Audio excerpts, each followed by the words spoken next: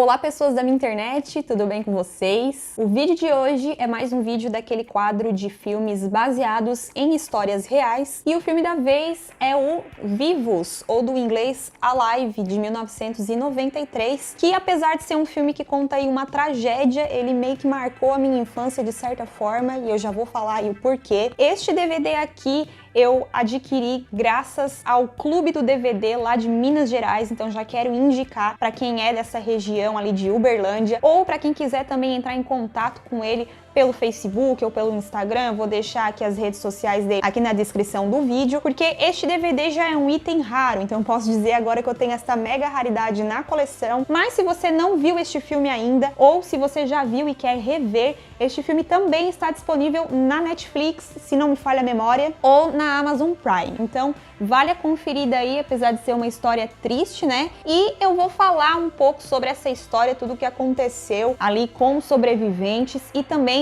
o fato macabro de eles terem comido carne humana para poder sobreviver.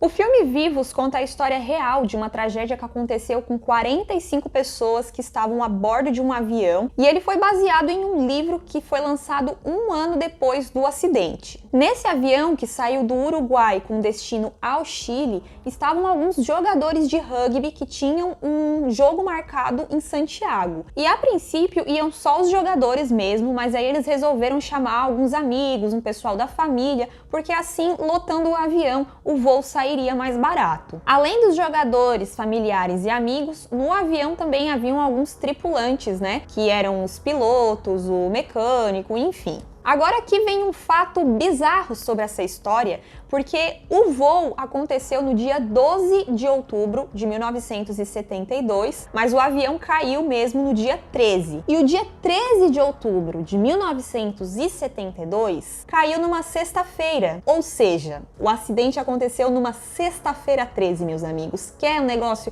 mais bizarro e mais macabro que isso? Pois é. E agora eu vou contar aqui como este acidente ocorreu. O fato é que o tempo não estava colaborando muito, havia névoa ali, estava havendo uma tempestade, e aí os pilotos meio que se confundiram. Eles acharam que já estavam no Chile, mas na verdade eles estavam ali nas montanhas ainda, né? Então eles resolveram iniciar o processo de descida do avião. Só que aí, quando eles viram a cagada que tinham feito, já era tarde, eles não conseguiram mais subir e foi então que o avião começou batendo ali as asas nas montanhas, a parte de trás também foi destroçada e por final então ficou só a fuselagem do avião, né, aquela parte do meio que acabou caindo na neve, foi ali deslizando e até que chegou um certo ponto que parou, né? O que foi de certa forma uma sorte. Porque se o avião tivesse batido direto numa montanha, talvez não tivesse sobrado ninguém para contar a história, né? Literalmente. E das 45 pessoas que estavam a bordo, 35 sobreviveram à queda, só que algumas horas depois ali, algumas já foram morrendo, né? Outras foram morrendo conforme as semanas iam passando, devido às circunstâncias ali do acidente, né? Muitas estavam machucadas, feridas, enfim. Até que chegou num certo ponto ali que sobraram 27 pessoas, então grupo de 27 pessoas estava ali confiante que a qualquer momento ia aparecer alguém para resgatar eles, né? O que de fato aconteceu, mas não exatamente dessa forma. Por fim, o número de sobreviventes foram 16 pessoas, então de 45 acabaram sobrevivendo apenas 16. E a história narrada ali no filme é de certa forma bem fiel aos fatos, até porque um dos sobreviventes ficou durante 3 meses ali no set de filmagens do filme, dando um apoio ali para a produção, né? Fazendo ali uma consultoria, então ele falava como eles fizeram para sobreviver, né? O que eles fizeram e como fizeram, então isso ajudou muito ali a produção do filme, né? E o nome desse sobrevivente é Nando Parrado, que no filme, inclusive, ele é interpretado pelo ator Ethan Hawke, aquele ator que vocês devem conhecer aí daquela trilogia do Antes do Amanhecer, Antes da Meia-Noite, Antes do Pôr do Sol. E assim que foi dado o desaparecimento do pessoal que estava a bordo desse avião, foram feitas então equipes de resgate vindas de 3 países diferentes que sobrevoaram ali o local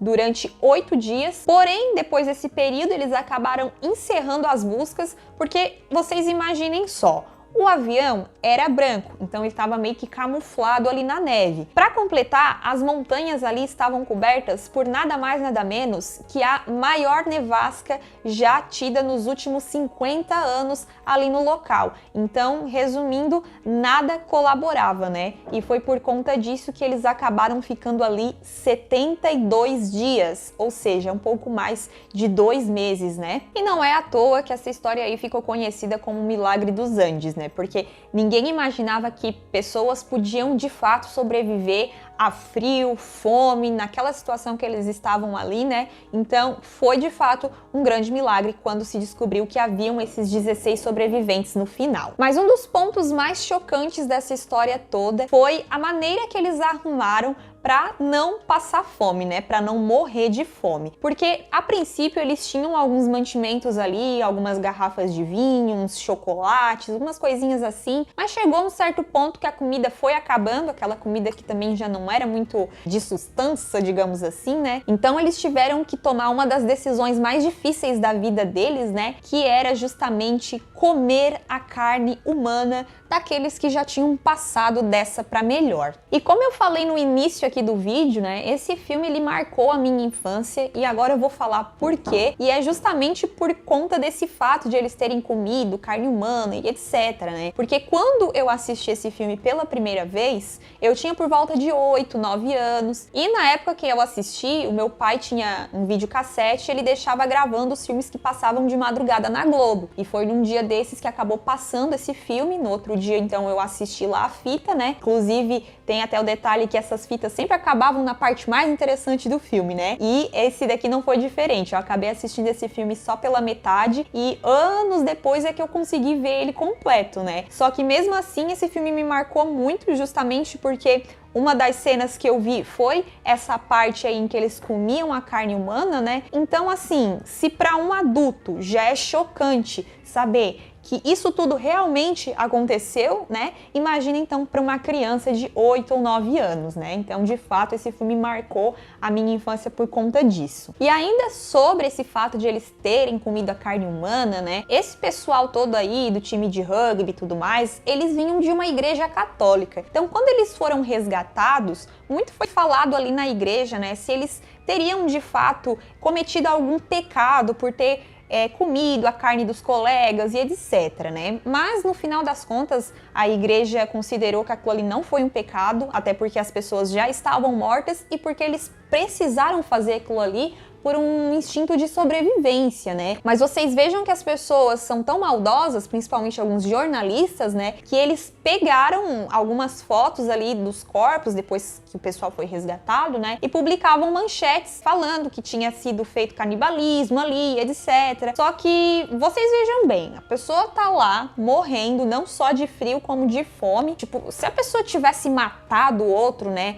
Pra comer, se fosse um Hannibal Lecter da vida, tudo bem, mas não, né, gente? Então, vocês vejam aí a que ponto alguns jornalistas chegam, né, no sensacionalismo. Bom, mas voltando ali para a história, né, como se não bastasse todas as dificuldades que eles passaram ali, teve um certo ponto, umas 2 semanas e meia depois do avião ter caído, eles ainda enfrentaram uma avalanche, e foi nessa avalanche que mais algumas pessoas acabaram morrendo. Foi onde eles resolveram que eles iam esperar dar uma aumentada ali na temperatura, porque estava muito frio, né, e depois que aumentasse um pouco a temperatura, eles iam sim buscar ajuda, porque eles sabiam que se eles ficassem ali esperando, ninguém mais ia procurar por eles, é porque eles já estavam tidos como mortos. Então, passado um certo período ali, 3 daqueles sobreviventes resolveram escalar as montanhas para procurar ajuda, para ver se alguém conseguia resgatar eles, etc. Até que chegou num certo ponto que um deles voltou lá pro acampamento, ficaram só 2, então, buscando ajuda, né? Que seriam o Roberto Canessa e o Nando Parrado. E eles ficaram caminhando na neve, naquelas montanhas, por 10 dias até conseguir ajuda de fato. E para vocês terem noção, ali a temperatura era em torno de 30 a 40 graus negativo.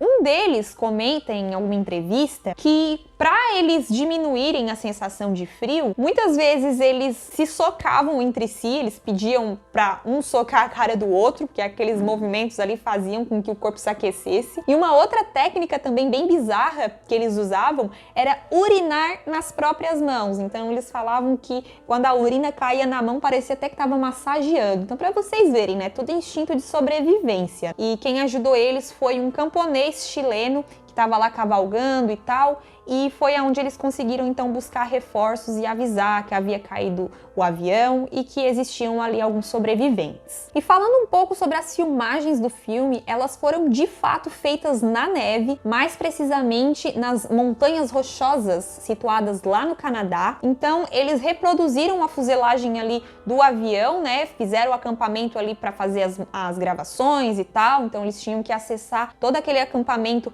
com aviões, helicópteros, enfim. Os atores e a produção toda ali ficaram realmente nas mesmas condições pelas quais passaram os sobreviventes do acidente, né? Tanto que um dos atores, assim que iniciou as gravações ali, ele fez um comentário do tipo: poxa, como é que essa gente conseguiu sobreviver 72 dias aqui, se eu tô aqui faz 5 minutos e já tô morrendo de frio? E no filme também é mostrado algumas técnicas que eles usaram ali para poder sobreviver, como por exemplo pegar algumas capas das poltronas do avião para poder se cobrir, né, fazer um saco de dormir e tal. A forma que eles acharam ali de produzir água para beber, né, que foi colocando uma chapa de metal, gelo em cima, e aí o que derretia eles bebiam. Também teve o fato de que eles pegaram várias malas e acabaram criando uma espécie de parede para se proteger do frio, né? Afinal de contas, estava ali metade do avião rachado, então tinha uma grande abertura onde entrava muita neve, frio, enfim. Então, todas essas atitudes muito bem pensadas